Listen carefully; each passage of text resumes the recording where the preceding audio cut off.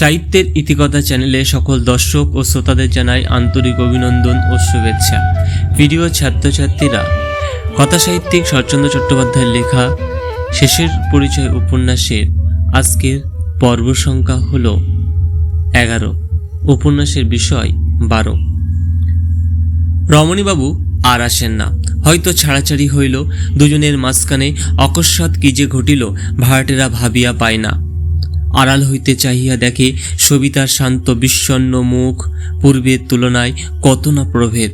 জ্যৈষ্ঠের শূন্যময় আকাশ আষাঢ়ের সজল মেঘভারে যেন নত হইয়া তাহাদের কাছে আসিয়াছে।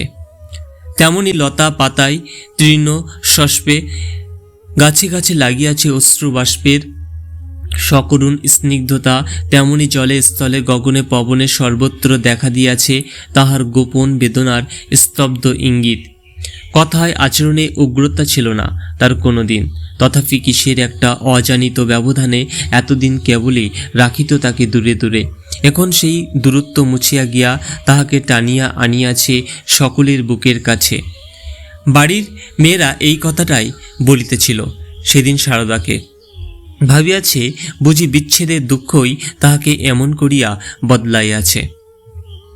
রমণীবাবু মোটের উপর ছিলেন ভালো মানুষ লোক, থাকিতেন পরের মতো, কাহারও ভালোতেও না মন্দেতেও না। মাঝে মাঝে ভাড়া বাড়ানোর প্রয়োজনীয়তা ঘোষণা করা ভিন্ন অন্য অসৎ আচরণ করেন নাই।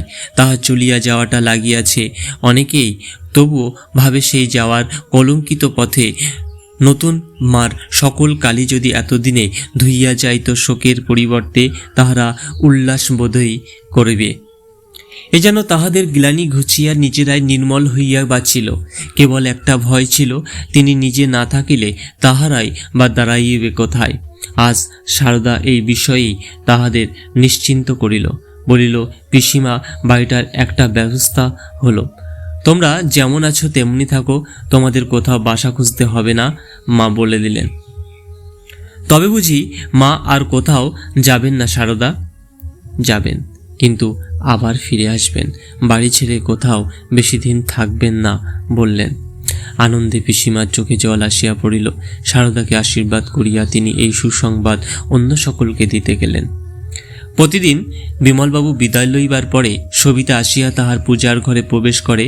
পূর্বে তাহার আহ্নিক শাড়িতে বেশি সময় লাগিত না, কিন্তু এখন লাগে 2-3 ঘন্টা। কোনো দিন বা রাত্রি 10টা বাজে, কোনো দিন বা 11টা। এই সময়টায় সারদার ছুটি। সে নিজে নামিয়া নিজের গৃহকর্ম সারে আজ ঘরে ঢুকিয়া দেখিল সকাল বিছানায় বসিয়া প্রদীপের আলোকে তাহার খাতাখানা পড়িতেছে। জিজ্ঞাসা করিল, কখন এলেন? তারপরে কুণ্ঠিত স্বরে কহিলেন, না জানি কত ভুলচুকি হয়েছে না। রাখাল মুখ তুলিয়া বলিল, হলেও ভুলচুক শুধরে নিতে পারব, কিন্তু লেখাটা তো কিছুই এগোয়নি দেখছি। না, সময় পাইনি যে। পাও না কেন? কি করে পাবো বলুন? মায়ের সব কাজ আমাকেই করতে হয় যে। নতুন মার দাসী চাকরের অভাব নেই, তাকে বলো না কেন তোমারও সময়ের দরকার, তোমারও কাজ আছে। এ কিন্তু ভারী অন্যায় সারদা। রাখালের কণ্ঠস্বরে তিরস্কারের আভাস ছিল, কিন্তু সারদার মুখ দেখিয়া মনে হইল না সে কিছুমাত্র লজ্জা পাইয়াছে। বলিল, আপনারই কি কম অন্যায় দেবতা? ভিক্ষের দান ঢাকতে অকাজের বোঝা চাপিয়েছেন আমার ঘাড়ে। পরকে অকারণ পীড়ন করলে নিজের হয় জ্বর, ঘরের মধ্যে একলা পড়ে পড়ে ভুগতে হয়, সেবা করার লোক জোটে না। এত রোগা দেখছি কেন বলুন তো? রাখাল বলিল, রোগা নই, বেশ আছি, কিন্তু লেখাটা হঠাৎ অকাজ হয়ে উঠল কিসে? সারদা বলিল, অকাজ নয় তো কি হলো? জ্বর, তাও ঢাকতে হলো, হয়নি বলো? এমনি দশা। ভালো, ওটা লিখেই না হয় দিলুম, কিন্তু কি কাজে আপনার লাগবে শুনি? কাজে লাগবে না, তুমি বলো কি সারদা? সারদা কহিল, এই বলছি যে এসব কিচ্ছু কাজে লাগবে না, আর যদি বা লাগে আমার কি? মরতে আমাকে একদিন আপনি দেননি, এখন বাঁচিয়ে রাখার গরজ আপনার। এক ছত্র আর আমি লিখব না। রাখাল হাসিয়া বলিল, লিখবে না তো আমার ধার শোধ দেবে কি করে? ধার শোধ দেব না, ঋণী হয়ে থাকব। রাখালের ইচ্ছা করিল তাহার হাতটা নিজের মধ্যে টানিয়া লইয়া বলে, তাই থেকো, কিন্তু সাহস করিল না। বরঞ্চ একটুখানি গম্ভীর হইয়া বলিল, যেটুকু লিখেছ তার থেকে কি বুঝতে পারো না ওগুলোর সত্যি দরকার আছে? সারদা বলিল, দরকার আছে, শুধু আমাকে হয়রান করার, আর কিচ্ছু না। কেবল কতকগুলি রামায়ণ মহাভারতের কথা এখান সেখান থেকে নেওয়া, ঠিক যেন যাত্রা দলের বক্তৃতা। ওসব কিসের জন্য লিখতে যাব? তাহার কথা শুনিয়া রাখাল যতটা হইল বিস্ময়াপন্ন, তার ঢের বেশি হইল বিপদাপন্ন। বস্তুত লেখাগুলো তাই বটে। যে যাত্রার পালা রচনা করে নকল করাইয়া অধিকারীদের দেয়, ইহাই তার আসল জীবিকা। কিন্তু উপহাসের ভয়ে বন্ধু মহলে প্রকাশ করে না, বলে ছেলে পড়ায়। ছেলে পড়ায় না যে তাহা নয়, কিন্তু এ আয়ে তাহার ট্রামের মাসুলের সংকুলান হয় না। তাহার ইচ্ছে নয় যে উপার্জনের এই পন্থাটা কোথাও ধরা পড়ে, যেন এ বড় অগৌরবের ভারী লজ্জা। তাহার এমন সন্দেহ জন্মিল, নিজেকে সারদা সম্পূর্ণ অশিক্ষিতা বলিয়া প্রচার করিয়াছিল। হয়তো তাহা সত্য নয়, হয়তোবা সম্পূর্ণ মিথ্যা, কি জানি, হয়তোবা তাহার চেয়েও। রাগে মনের ভিতরটা কেমন জ্বলিয়া উঠিল, কারণ সে জানে তাহার পল্লবগ্রাহী বিদ্যা যতটা জানে আইনস্টাইনের রিলেটিভিটি, ততটাই জানে সে সফোক্লিসের অ্যান্টিগন, অ্যাজাক্স ও অন্ধকারে চলার মতো প্রতিপক্ষের তাহার ভয় পাছে গর্তে পা পড়ে। যাত্রার পালার লেখার লজ্জাটাও তাহার এই জাতীয়। সারদার প্রশ্নের উত্তরে কথা খুঁজিয়া না পাইয়া বলিয়া উঠিল, আগে তো তুমি ঢের ভালো মানুষ ছিলে সারদা, হঠাৎ এমন দুষ্টু হয়ে উঠলে কি করে? সারদা হাসিয়া কহিল, দুষ্টু হয়ে উঠেছি? ওঠনি? ভালো, তোমার মতে দরকারি কাজটা কি শুনি। বলছি, আগে আপনি বলুন, 6-7 দিন আসেনি কেন? শরীরটা একটু খারাপ হয়েছিল। মিছে কথা। এই বলিয়া সারদা তাহার মুখের ভিতর কিছুক্ষণ নীরবে চাহিয়া থাকিয়া বলিল, হয়েছিল জ্বর, এবং তাও খুব বেশি।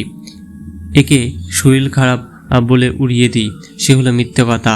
আপনার বুড়োঝি, যাকে নানি বলে ডাকেন, সেও ছিল শয্যাগত। স্টোভ জ্বালিয়ে নিজেকে করতে হয়েছে সাগু বার্লি তৈরি। শুনি আপনার বন্ধুবান্ধব আছে অনেক, তাদের কাউকে খবর দেননি কেন? প্রশ্নটা রাখালে নতুন নয়, গত বছরও প্রায় এমনি অবস্থাতেই ঘটিয়াছিল, কিন্তু সে চুপ করিয়া রহিল। একথা স্বীকার করিতে পাইল না যে সংসারে বন্ধু সংখ্যা যাহার অপরিমিত, দুঃখের দিনে তাহার দিবার মতো বন্ধুর তাহারই সবচেয়ে বড় অভাব। সারদা বলিল, তারা যাক, কিন্তু নতুন মাকে খবর দিলেন না কেন? প্রত্যুত্তরে রাখাল সবিস্ময়ে বলিয়া উঠিল,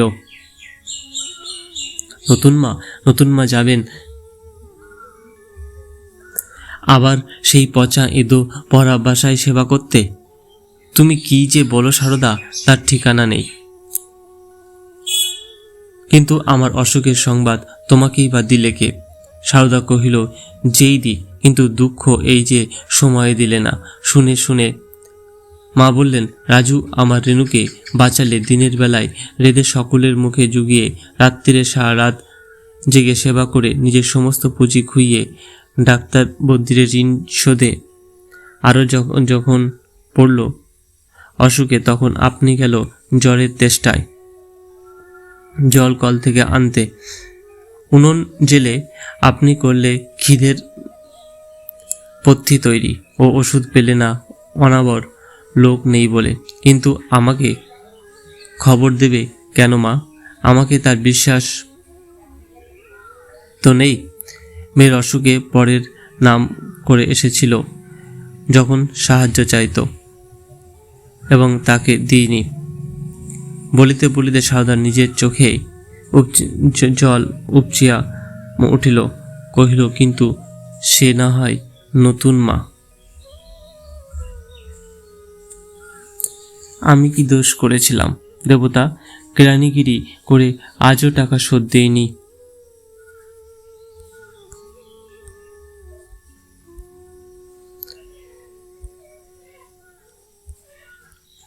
রাখাল হাসিয়া ফেলিয়া বলিল, এ চায়ের পেয়ালার তুফান তুললে সারদা। তুচ্ছ ব্যাপারটাকে কি ঘোরালো করেই তুলছ? জ্বর কি কারো হয় না? দুদিনেই সারদা বলিল, সেরে যে গেল ভগবানের সে দয়া আমাদের উপর। আসলে আপনি ভারী খারাপ লোক, বিষ খেয়ে মরতে গেলুম দিলেন না।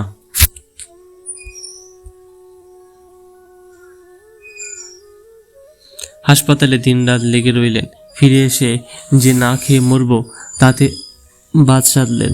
একদিকে তো এই, আবার অন্যদিকে অসুখের মধ্যে যে একটুখানি সেবা করব তাও আপনার সইল না। চিরকাল কি এমনি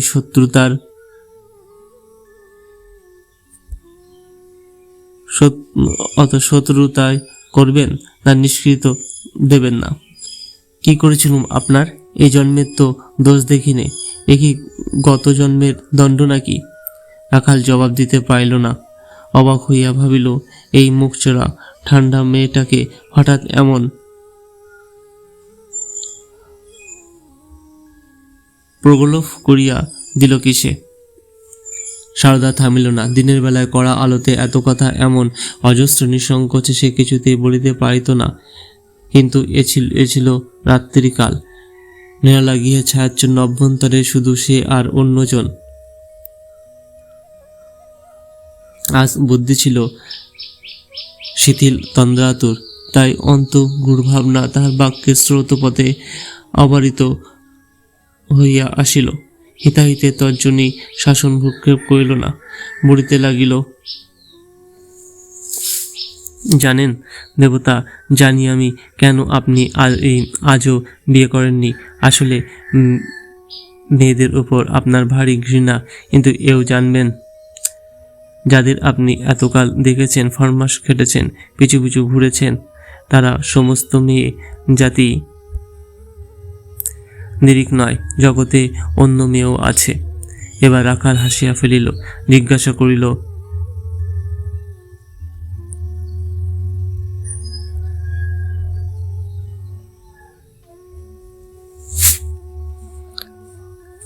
আজ তোমার হলো কি বলতো? সত্যি আজ আমার ভারী রাগ হয়েছে। কেন কেন কিসের জন্য আমাকে অসুখের খবর দেননি বলুন? দিলেই বাকি, সেখানে অন্য কোনো মেয়ে নেই, একলা যেতে কি আমার সেবা করতে?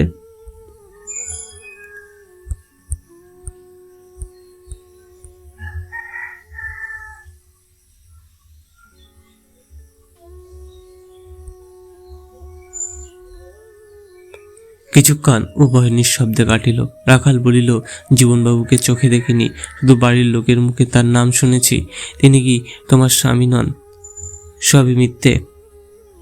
হ্যাঁ, সবই মিথ্যে, তিনি আমার স্বামী নন। আবার কিছুকাল নীরবে কাটিল। সারদা জিজ্ঞাসা করিল,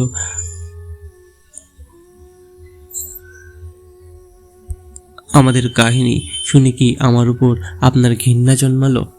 রাখাল কহিল, না সারদা, আমি অত অবুঝ নই। তোমার চেয়ে ঢের বেশি অপরাধ করেছিলেন নতুন মা, আমি তাকেও ঘৃণা করিনি। কিন্তু বলিয়া ফেলিয়াই সে অত্যন্ত লজ্জার সঙ্গে চুপ করিল। তখনই বুঝিল এ উল্লেখ অনধিকার চর্চা, এ তাহার আপন অপমান। এ কি বিশ্রী কটু কথা মুখ দিয়া তাহার হঠাৎ বাহির হইয়া গেল। সারদা বলিল, নতুন মা আপনাকে মায়ের মতো মানুষ করেছিলেন। রাখাল কহিল, হ্যাঁ, তিনি আমার মাই তো। এই বলিয়া প্রসঙ্গটা সে তাড়াতাড়ি চাপা দিয়ারও কহিল, তোমার মা বাপ আত্মীয় স্বজন আছেন কিনা বলতে চাও না? অন্তত তাদের কাছে যে যাবে না এ আমি নিশ্চয়ই বুঝেছি, কিন্তু কি এখন করবে? সারদা বলিল, যা করছি তাই, নতুন মার কাজ করব। কিন্তু এ কি তোমার চিরকাল ভালো লাগবে সারদা?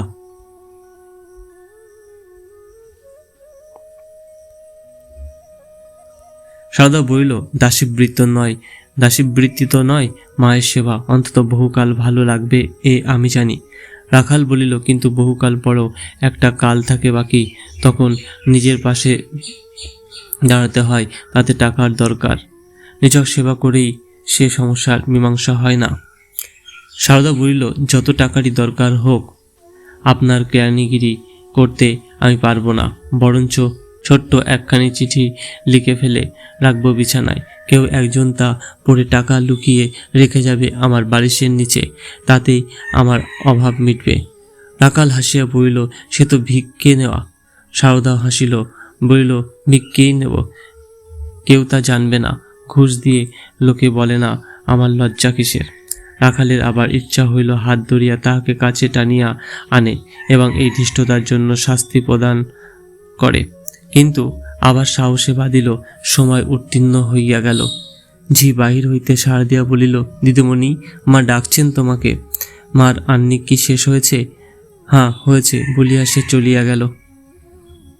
সারদা কহিল, আপনি যাবেন না মার সঙ্গে দেখা করতে? রাখাল কহিল, তুমি যাও, আমি পরে যাব। পরে কেন? চলুন না, দুজনে একসঙ্গে যাই। বলিয়া সে চাপা হাসির একটা তরঙ্গ তুলিয়া দ্বার খুলিয়া দ্রুত বেগে প্রস্থান করিল। রাখাল চোখ বুজিয়া বিছানায় শুইয়া পড়িল। মনে হইল ঘরখানি যে রসে মাধুর্যে নিবিড় হইয়া উঠিল। সজীব মানুষের হাতের মতো সে তাহাকে সকল অঙ্গে স্পর্শ করিয়াছে।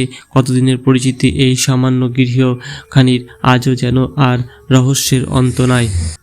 রাখাল চোখ বুজিয়া বিছানায় শুইয়া পড়িল। মনে হইল ঘরখানি যে রসে মাধুর্যে নিবিড় হইয়া উঠিল। সজীব মানুষের হাতের মতো সে তাহাকে সকল অঙ্গে স্পর্শ করিয়াছে। কতদিনের পরিচিতি এই সামান্য গৃহখানির, আজও যেন আর রহস্যের অন্ত নাই। তাহার দেহ মনে আজ কিসের আকুলতা, কিসের স্পন্দন। বৃক্ষের নিগুড় অন্তঃস্থলে এ কথা কয়, কি বলে, স্বর অস্ফুটে কানে আসে, ভাষা বোঝা যায় না কেন। কত শত মেয়েকে সে চেনে, কত দিনের কত আনন্দস্বাদ সব তাহাদের সাহচর্যে, গল্পে গানে হাসিতে কৌতুকে অবস্থিত হইয়াছে। তাহার স্মৃতি আজও অবলুপ্ত হয় নাই। মনের কোণে খুঁজিলে আজও দেখা মেলে। কিন্তু সারদার এই একটি মাত্র মেয়ের মুখের কথায় সে বিস্ময় আজ মূর্তিতে উদ্ভাসিয়া উঠিল। এ জীবনের অভিজ্ঞতায় কোথায় তাহার তুলনা? এই কি নারীর প্রণয়ের রূপ? তাহার 30 বৎসর বয়সে সে অজানার আজই কি প্রথম দেখা মিলিল? এরই কি জয়গানে অন্ত নাই? এই কলঙ্ক গাইয়া আজও কি যেন শেষ করা গেল না। কিন্তু ভুল নাই, সারদার মুখের কথায় ভুল বুঝিবার অবকাশ নাই। এমন সুনিশ্চিত নিঃসংশয়ে যে আপনি আসিয়া কাছে দাঁড়াইল, তাহাকে না বলিয়া ফিরাইবে সে কিসের সংকোচে, কোন বৃহত্তরের আশায়? কিন্তু তবুও দ্বিধা জাগে, মন পিছু হটিতে চায়। সংস্কার কোণঠা জানাইয়া বলে, সারদা বিধবা, সারদা নিন্দিতা, স্বৈরাচারের কলঙ্ক প্রলেপে সে মলিন। বন্ধু সমাজে স্ত্রী বলিয়া পরিচয় দিবে সে কোন দুঃসাহসে? আবার তখনই মনে পড়ে প্রথম দিনের কথা, সেই হাসপাতালে যাওয়া মৃত কল্পনারীর পাংশু পাণ্ডুর মুখ, বরণের নীল ছায়া তাহার ওষ্ঠে, কপলের নিমিলিত চক্ষের পাতায় পাতায়। গাড়ির বন্ধ দরজার ফাঁক দিয়া আসে পথের আলো। তারপরে জমে মানুষে সে কি লড়াই, কি দুঃখে সেই প্রাণ ফিরিয়া পাওয়া। এসব কথা ভুলিবে রাখাল কি করিয়া ভুলিবে সে? তাহারই হাতে সারদার সমস্ত সমর্পণ। সেই দু চোখের জল মুছিয়া বলা, আর আমি মরব না দেবতা, আপনার হুকুম না নিয়ে। সেদিন জবাবে রাখাল বলিয়াছিল, অঙ্গীকার মনে থাকে যেন চিরদিন। সেই দাসী আসিয়া বলিল, রাজুবাবু, মা ডাকছেন আপনাকে। আমাকে? চকিত হইয়া রাখাল উঠিয়া বসিল। হাত দিয়া দেখিল চোখের জল গড়াইয়া বালিশের অনেকখানি ভিজিয়া উঠিয়াছে। তাড়াতাড়ি সেটা উল্টিয়া রাখিয়া সে উপরে গিয়া নতুন মার পায়ের ধুলা লইয়া অদূর উপবেশন করিল। এতদিন না আসার কথা, তাহার অসুখের কথা কিছুই নতুন মার উল্লেখ করিলেন না। শুধু স্নেহার্দ স্নিগ্ধ কণ্ঠে প্রশ্ন করিলেন, ভালো আছো বাবা? রাখাল মাথা নাড়িয়া সাই দিয়া বলিল, একটা মস্ত বড় অপরাধ হয়ে গেছে মা, আমাকে মার্জনা করতে হবে। কয়েকদিন জ্বরে ভুগলুম, আপনাকে খবর দিতে পারিনি। নতুন মা কোনো উত্তর না দিয়া নীরব হইয়া রহিলেন। রাখাল বলিতে লাগিল, ওটা ইচ্ছে করেও না, আপনাদের আঘাত দিতেও না। মনে পড়ে মা, একদিন যত জ্বালাতন আমি করেছি তত আপনার রেণু না। তারপরে হঠাৎ একদিন পৃথিবী গেল বদলে। সংসারে এত ঝড় বাদলে যে তোলা ছিল, সেও তখনই শুধু টের পেলাম। ঠাকুর ঘরে গিয়ে কেঁদে বলতুম, গোবিন্দ, আর তো সইতে পারিনে, আমাদের মাকে ফিরিয়ে এনে দাও। আমার প্রার্থনা এতদিনে ঠাকুর মঞ্জুর করেছেন, আমার সেই মাকেই করব অসম্মান, এমন কথা আপনি কি করে ভাবতে পারলেন মা? এবার নতুন মা আস্তে আস্তে বলিলেন, তবে কিসের অভিমানে খবর দাওনি বাবা? দারোয়ানকে পাঠিয়ে যখন খোঁজ নিতে গেলুম তখন কিছু করবারই আর পদ রাখুনি। রাখাল সহস্রে কইল, সেটা শুধু ভুলের জন্য, অভ্যাস তো নয়। দুঃখের দিনে মনেই পড়ে না মা, ত্রিসংসারে আমার কোথাও কেউ আছে? নতুন মা উত্তর দিলেন না, কেবল তাহার একটা হাত ধরিয়া আরো কাছে টানিয়া আনিয়া গভীর স্নেহে তাহার পিঠে হাত বুলিয়া দিলেন। সারদা আড়াল হইতে বোধ হয় শুনিতেছিল, সম্মুখে আসিয়া বলিল, দেবতাকে খেয়ে যেতে বলুন না মা, সেই তো বাসায় গিয়ে ওকে নিজেই রাঁধতে হবে। নতুন মা বলিলেন, আমি কেন সারদা, তুমি নিজেই তো বললে পারো মা। তারপরে স্মৃতিহাস্য কহিলেন, এই কথাটি ও প্রায় বলে রাজু, তোমাকে যে আপনি রাঁধতে হয় এই যেন ও সইতে পারে না, ওর বুকে বাজে। ওকে বাঁচিয়েছিল একদিন, এ কথা সারদা একটি দিন ভোলে না। পলকের জন্য রাখাল লজ্জায় আরক্ত হইয়া উঠিল। তিনি বলিতে লাগিলেন, এমন স্ত্রীকে যে কি করে তার স্বামী ফেলে দিয়ে গেল তাই আমি শুধু ভাবি। যত অঘটন কি বিধাতা মেয়েদের ভাগ্যে লিখে দেন। এবং বলার সঙ্গে সঙ্গেই তাহার মুখ দিয়া দীর্ঘশ্বাস পড়িল। সারদা কহিল, এইবার ওকে একটি বিয়ে করতে বলুন না, আপনার আদেশকে উনি কখনো না বলতে পারবেন না। কি একটা বলিতে যাইতেছিলেন, কিন্তু রাখাল তাড়াতাড়ি বাধা দিল। তুমি আমাকে মোটে 2-4 দিন দেখছ, কিন্তু উনি করেছেন আমাকে মানুষ। আমার ধাত চেনেন, বেশ জানেন ওর না আছে বাড়িঘর এবং না আছে আত্মীয় স্বজন, না আছে উপার্জন করার শক্তি সামর্থ্য। ও বড় অক্ষম, কোনো মতে ছেলে পড়িয়ে দুবেলা দুটো অন্যের উপায় করে। ওকে মেয়ে দেওয়া, শুধু মেয়েটাকে জড়িয়ে জবাই করা, এমন অন্যায় আদেশ মা কখনো দেবেন না। সারদা বলিল, কিন্তু দিলে? রাধা বলিল, দিলে বুঝবো এ আমার নিয়তি। ঠাকুর আসিয়া খবর দিল, খাবার তৈরি হইয়াছে। রাখাল বুঝিল এ আয়োজন সারদার উপরে আসিয়া করিয়াছে। বহুকালের পরে সবিতা তাহাকে খাওয়াইতে বসিলেন। বলিলেন, রাজু, তারক যেখানে চাকরি করে সে গ্রামটি নাকি একেবারে দামোদরের তীরে। আমাকে ধরেছে, দিন কয়েক গিয়ে তার ওখানে থাকি। তবে স্থির করেছি যাব। প্রত্যহ করে সে চিঠিটি লিখেছে নাকি? চিঠিতে নয়, দিন 2 ছুটি নিয়ে সে নিজে এসেছিল বলতে। বড় ভালো ছেলে, যেমন বিনয়ী তেমনি বিদ্বান, সংসারে ও উন্নতি করবেই।